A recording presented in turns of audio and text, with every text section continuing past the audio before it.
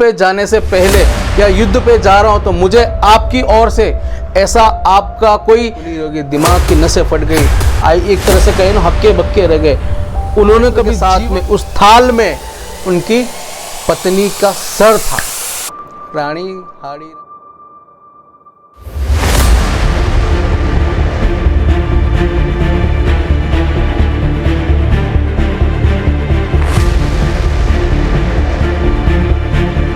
जय हिंद दोस्तों, वंदे मातरम। कैसे हैं? अपने इस नए वीडियो में आज हम एक ऐसे व्यक्ति विशेष या ऐसे वीरांगना की बात करेंगे जिन्होंने अपने अपने पति को युद्ध में जाने के दौरान इतना सबसे शानदार, सबसे ज़बरदस्त और अकल्पनीय तोहफा दिया। ठीक है, अकल्पनीय अपनी निशानी दी, जिसे लेकर पति युद्ध में गए और दुश्मनों को हराते हुए वीर गति को प्राप्त हुए।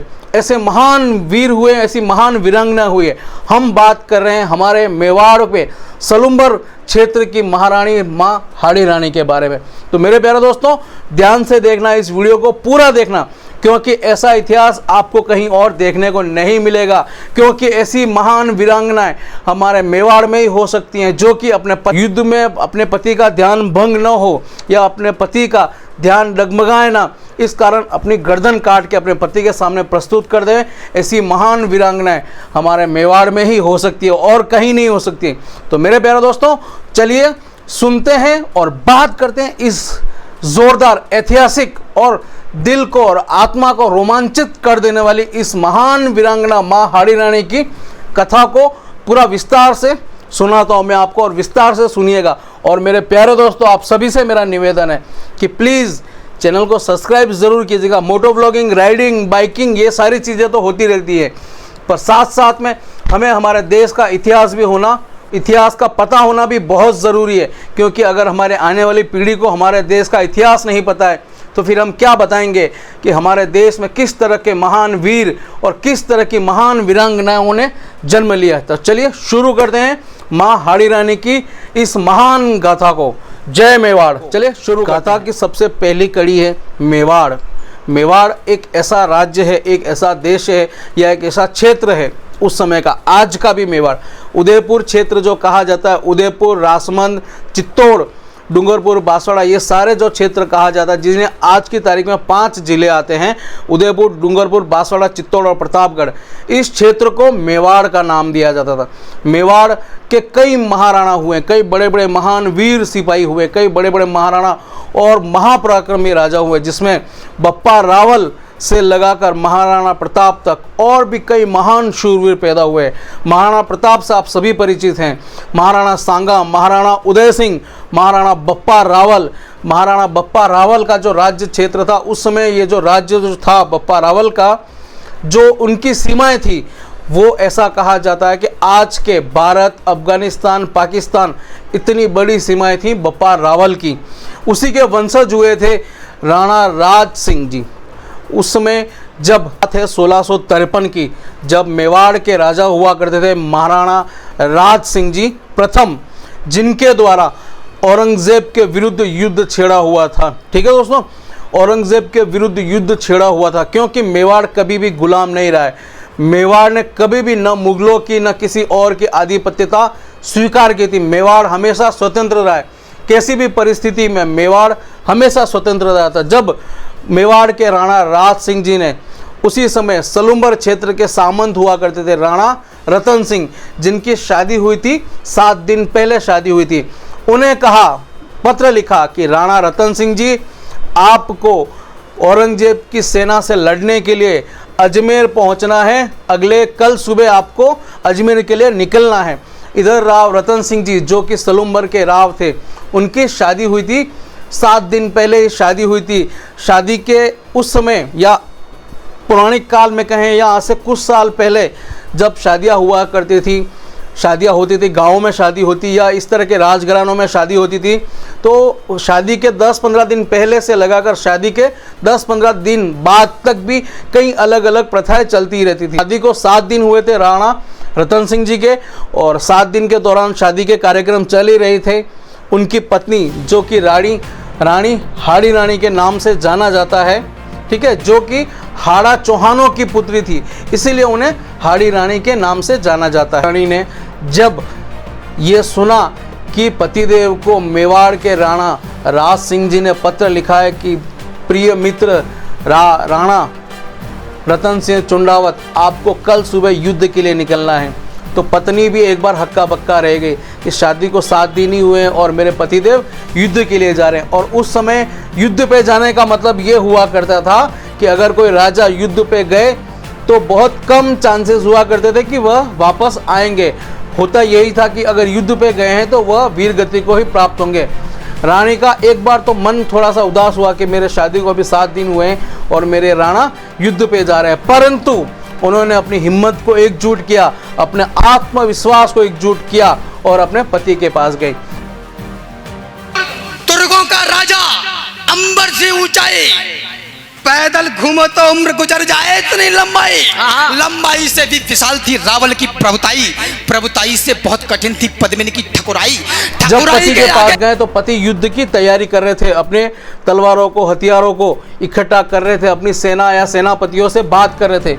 रानी शाह ने राजा शाह से कहा कि पतिदेव, राणा जी आप तो युद्ध के लिए रवाना हो रहे हैं। तो राणा जी ने कहा कि हाँ रानी शाह, मैं कल सुबह युद्ध के लिए निकलूंगा, पर आपसे एक मेरी विनती है रानी शाह।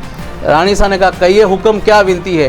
कि मैं युद्ध पे जाने से पहले या युद्ध पे जा रहा हूँ तो मुझे आपकी ओर से ऐसा आपका कोई भी एक निशानी के तौर पे आपकी कोई चीज़ दीजिए मुझे, कोई फोटोग्राफ हो या कोई चिन्ह हो ऐसा, या कोई भी ऐसी चीज़ जो कि मैं अपने साथ युद्ध पे निशानी के तौर पर लेकर जा सकूं। वीरांगना ने कहा कि ठीक है पतिदेव, कल सुबह जब आप विजय तिलक लगाकर और केसरिया साफा बांधकर जब युद्ध के लिए तैयार होंगे तब मैं आपको मेरी निशानी के तौर पर जो मुझे देना है वो मैं आपको दे दूंगी। ठीक है साहब।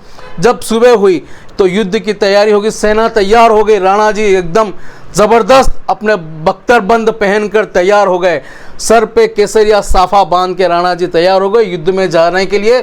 तलवारों पे धार लग चुकी थी और एकदम से राणा जी रानी जी के सामने पेश हुए कि रानी जी अब मुझे विजय तिलक लगाकर युद्ध के लिए विदा कीजिए। तो रानी जी ने कहा जी हाँ राणा जी ये लीजिए।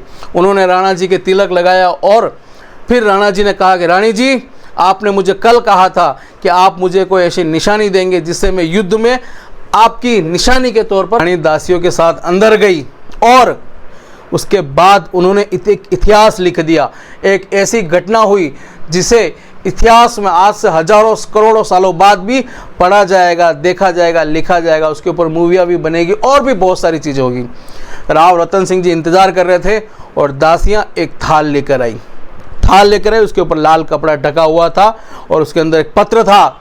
और पत्र जब राणा जी को दिया, पत्र को खोलकर देखा ना, उनकी आंखें खुली की खुली रह गई, दिमाग की नसें फट गई, आई एक तरह से कहे ना हक्के बक्के रह गए।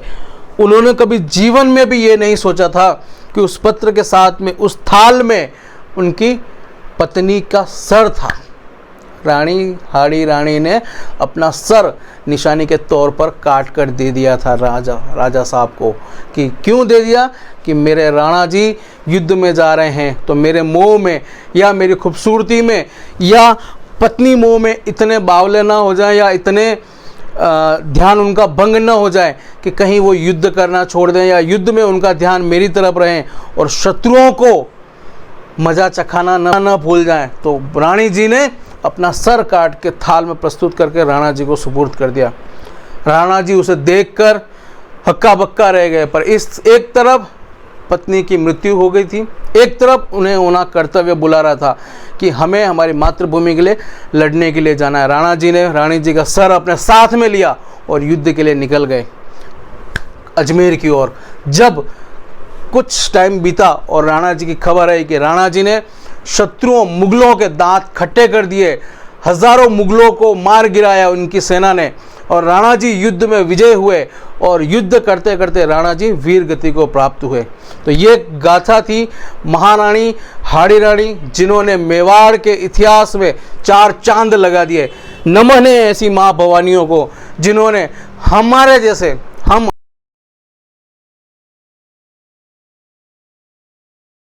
अगली पीढ़ी है ना, हमारी इस पीढ़ी को शिक्षा देने के लिए कि अपने कर्तव्य पद पर इस तरीके से आगे बढ़ो कि आपको कोई भी डिस्टर्ब ना कर सके, कोई और आपका दिमाग डाइवर्ट ना कर सके, कि आपको जो लक्ष्य मिला है उस लक्ष्य को आप किसी भी कंडीशन में, किसी भी हालत में आपको उस लक्ष्य की प्राप्ति करनी ही है। अगर बताई गई ये कहानी या ये इतिहास अगर अच्छा लगा हो तो please do subscribe your YouTube channel DSK rider. और कभी कभी बीच बीच में इस तरह के कुछ शानदार वीडियो भी मैं लाता रहता हूँ, क्योंकि हम हैं मेवाड़ वासी और मेवाड़ में हमारे कण कण में इतिहास बसा हुआ है। तो इतिहास की, कहानियों की, कथाओं की हमें कोई कमी नहीं, हमें कहीं और कंटेंट ढूंढने की ज़रूरत ही नहीं है। तो गाइज़, अगर कोई भी आप में से कोई भी हाड़ी रानी का महल देखना चाहते हैं या हाड़ी रानी की वो जगह देखना चाहते हैं जहां पर उन्होंने अपना सर काट के अपने पतिदेव के हाथ में दिया था, तो प्लीज़ कमेंट ज़रूर कीजिएगा। अगली राइड अपनी वहीं पर होगी, हम हाड़ी रानी महल देखने जाएंगे और पूरी तरीके से आपको मैं दिखाऊंगा। तो guys, please please please do subscribe your YouTube channel DSK rider. और बस मिलते हैं। वंदे मातरम, जय हिंद, जय मेवाड़। आप अपना और अपनों का ख्याल रखें, खूब खुश रहें, मस्त रहें, स्वस्थ रहें। जय हिंद, जय मेवाड़।